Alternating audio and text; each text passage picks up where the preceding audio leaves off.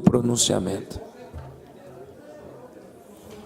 Senhor presidente, senhores deputados, essa é a primeira sessão depois dessa operação da Polícia Federal que teve aqui no nosso estado, em Campo Grande, e acho que é importante dar um esclarecimento aqui para a nossa população que nos assiste aqui no plenário da Assembleia e também na TV Assembleia, que, inclusive, nós temos, acho que, 2 pedidos de impeachment do governador Reinaldo Azambuja, que foram protocolados aqui na casa, e eu quero colocar com bastante tranquilidade minha posição sobre isso, porque essa operação, ela se refere àquela delação premiada, aquela denúncia que foi feita pelo senhor Joesley Batista há 2 anos atrás,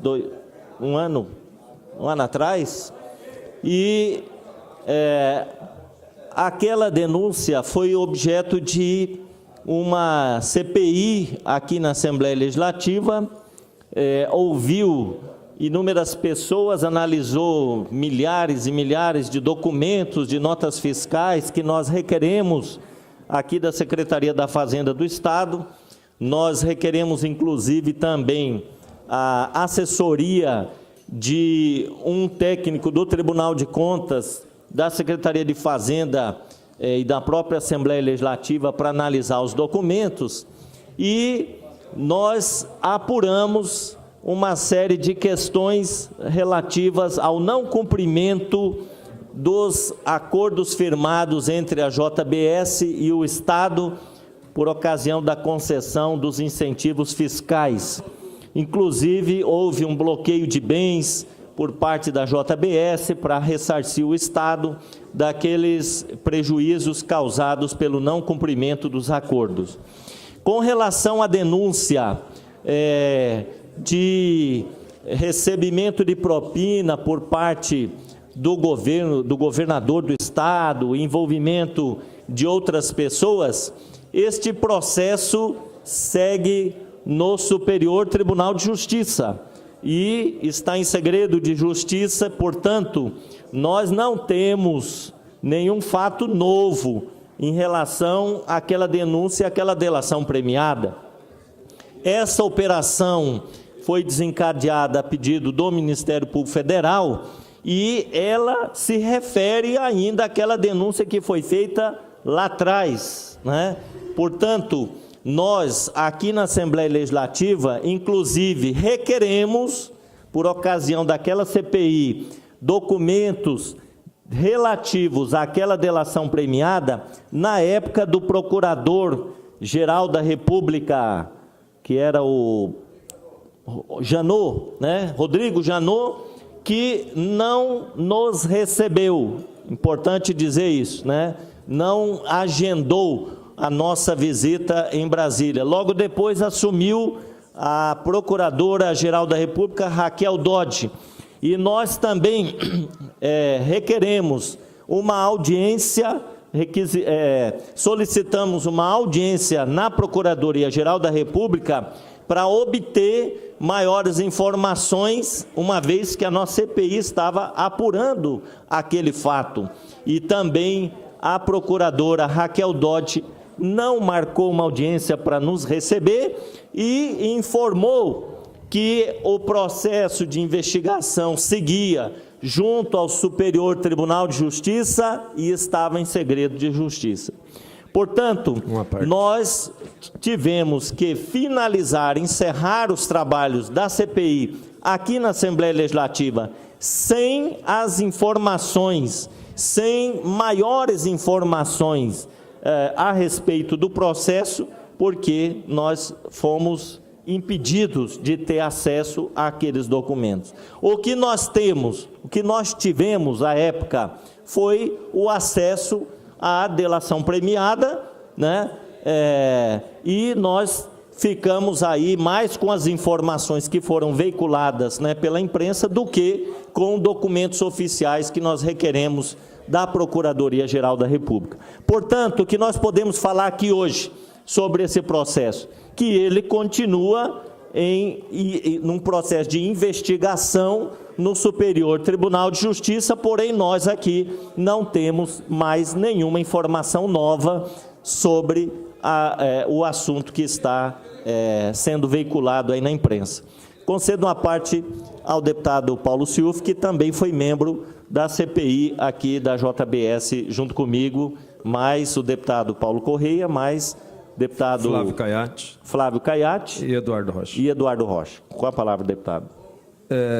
Deputado Pedro Kemp, eu parabenizo Vossa Excelência por vir a essa tribuna, até porque nós fizemos um trabalho aberto à sociedade. A CPI da JBS, ela ouviu todos aqueles que estavam elencados. Ouvimos o ex-secretário de Fazenda, todos que estavam envolvidos foram ouvidos e trouxeram documentos, e esses documentos, com o relatório final, foram enviados ao Ministério Público Federal, porque já existia um procedimento aberto. O que nós fizemos foi simplesmente, a partir daquilo que nós verificamos, da delação premiada. E eu queria até chamar o Joesley, Vossa Excelência também subscreveu comigo no requerimento, mas não foi aceito por aquele momento, e todos que foram convocados vieram, todos. Não teve ninguém que não veio à CPI, que não deu esclarecimento. Me recordo que o Bueno participou, inclusive, de uma plenária lá, que é aberta à população. O que eu fico, assim, preocupado é que, às vezes, a gente faz pré-julgamentos por uma delação. Parece que a delação está caindo, não vai mais valer. Quer dizer, depois de um ano, não vai mais valer uma delação que tira presidente, coloca presidente. Quer dizer, é um absurdo. Nós estamos vivendo um momento de criminalização da política, mas, ao mesmo tempo, a justiça não faz, parece que, num caminho reto, as coisas acontecerem rapidamente, né? O caos social, o caos político, o caos econômico, isso já está instalado em todo o Brasil, em todos os lugares. Hoje os valores são medidos de uma forma muito fácil, e muitas vezes o tamanho da régua que mede não é o tamanho da régua que deveria ser medida. Vossa Excelência bem sabe disso.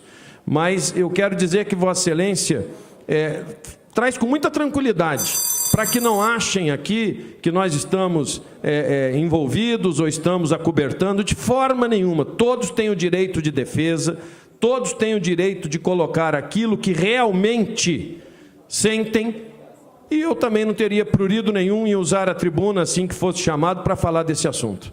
Eu sou um deputado como todos aqui e tenho o direito de expressar a minha opinião, o meu sentimento como Vossa Excelência. Ou aqui alguém é hipócrita de achar que a gente sai na rua e ninguém pergunta para a gente. Todo mundo pergunta dentro do meu consultório particular o que está acontecendo. Então nós temos, sim, como agentes públicos, de dar a vazão à voz da sociedade. Fomos eleitos para isso. Mas lembrando que todos têm o direito de defesa, nós não podemos prejulgar, nós não podemos sentenciar ninguém sem ouvir, sob todos os aspectos, aqueles que têm o direito de se defender. E Vossa Excelência, com muita clareza, e eu parabenizo por conta de elucidar que a CPI não foi uma pizza, que a CPI buscou até recuperar recursos para o Estado, e nós elucidamos muitas coisas que nem a nível federal tinha sido elucidado, principalmente com os contratos com os TARES, que depois esta casa fez uma modificação para que não fosse como antes e passasse pelo crivo desta casa. Parabéns, deputado. Eu quero agradecer a parte, deputado. Eu quero apenas, o próximo orador inscrito é o deputado Cabalmi. Se o senhor conceder Vou conceder. Então, por inversão, Vossa Excelência disporá de mais 10 minutos e 43 segundos. Vou conceder a parte ao deputado Cabalmi, já agradecendo por ter cedido o seu tempo para a gente continuar o debate. Deputado Pedro Kemp, primeiro eu quero, nessa parte, cumprimentar aqui o deputado Paulo Sciuff. Nós vivemos aqui numa profissão muito difícil e, às vezes, pré-julgados sem que antes, de fato, transite em julgado aquilo que somos acusados. Eu pergunto a Vossa Excelência, quem que vai reparar o dano aqui do senador Delcídio Amaral? Foi julgado repentinamente, lhe tiraram o mandato, lhe prenderam, colocaram em casa, expor a sua família, enfim, tudo que lhe podia prejudicar. De repente, veio a decisão que o senador Delcídio inocente, né? Tão provado que agora sai, inclusive, até candidato. Quer dizer, então eu acho que é preciso, né, tomar muito cuidado com as acusações, principalmente quando ela está num curso, né, de se concluir. Fica muito difícil você julgar as pessoas pelo que você vê falar, não é verdade? Eu acho que primeiro você tem que ter um conhecimento a fundo do que está acontecendo. Então, nesse sentido, eu cumprimento o deputado Paulo Sciuffi, vamos continuar trabalhando aqui. A verdade, com certeza, serão esclarecidas. E ninguém está aqui para não dizer que não se deve pagar quem comete erro. Eu acho que todos nós estamos aí sob a égide da legislação.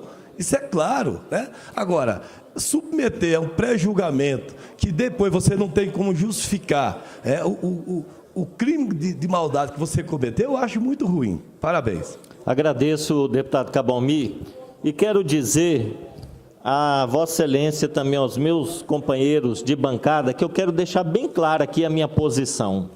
Primeiro, sobre os pedidos de impeachment que foram protocolados na mesa do governador Reinaldo Azambuja. Quando essa delação premiada foi divulgada 1 ano e meio atrás, e saiu a denúncia na imprensa, foi amplamente divulgada, eu protocolei um pedido de abertura de uma comissão processante do governador nessa casa. Ela foi rejeitada pelo plenário e depois, posteriormente, foi transformada numa CPI. Hoje, estão sendo protocolados 2 pedidos de impeachment com base naquilo que foi divulgado dessa operação da Polícia Federal. Nós não temos um fato novo, apenas uma situação em que a Polícia Federal está investigando. Não surgiu ainda para nós aqui na Assembleia Legislativa, por exemplo, nenhum documento, nenhuma prova que possa incriminar o governador. Portanto, a abertura de um processo de impeachment em relação àquilo que está sendo veiculado, neste momento, eu acredito que não cabe. É uma opinião minha. Se houver, eu não vi os pedidos, né, de abertura do processo de impeachment, mas se houver algum documento, alguma coisa que possa fundamentar e apresentar um indício para ser apurado, eu acho que nós temos que apurar. Eu queria também manifestar novamente a minha posição sobre delação premiada. Eu acho que delação premiada, ela está sendo utilizada no Brasil, assim, com muita facilidade e até mesmo com objetivos políticos e ideológicos. Eu acredito que o presidente Lula, que se fosse candidato hoje seria eleito no primeiro turno, ele foi vítima de uma perseguição política e de um processo injusto, porque ele foi condenado em primeira e segunda instância apenas com base em delação premiada. Não tinha nenhuma prova no processo de que aquele apartamento triplex do Guarujá seria do presidente, foi do presidente ou é do presidente. Então, sem nenhuma prova, com base na delação de um empresário que estava preso e queria reduzir a sua pena, calçar ali uma tornozeleira eletrônica e ir para casa, na sua mansão, cumprir uma prisão domiciliar, é com base nisso que o presidente Lula foi condenado. A ONU foi acionada e os advogados do presidente Lula estiveram na ONU questionando o processo e a ONU se manifestou com base na Declaração Internacional dos Direitos Civis e Políticos, dizendo: o presidente Lula tem o direito de ser candidato, porque ainda não transitou em julgado o seu processo, pela Constituição brasileira é considerado inocente, mas foi condenado. Agora nós temos uma delação premiada, do senhor Joesley Batista, envolvendo pessoas aqui do nosso estado. Essa delação, por si só, para mim, ela não pode ser a palavra final. é preciso que as delações sejam acompanhadas de provas. E aí o Supremo Tribunal Federal já se manifestou sobre isso recentemente. O Supremo Tribunal Federal disse que não vai aceitar mais delação premiada sem prova. E o nosso ex-presidente Lula é a prova, né, de que, se for esse instituto aceito dessa forma, as pessoas poderão ser vítimas de grandes injustiças, né? Então, senhor presidente, eu quero me manifestar com muita tranquilidade e dizer que este processo que está correndo no Superior Tribunal de Justiça está em segredo de justiça. Nós aqui não temos acesso aos documentos e nós temos que, então, aguardar o desenrolar, a tramitação desse processo. Portanto, acredito que, pelo menos até o momento, nós não temos um fato novo, um documento que possa ensejar a abertura de um procedimento de investigação nesta Casa de Leis. Era isso que eu tinha. Muito obrigado.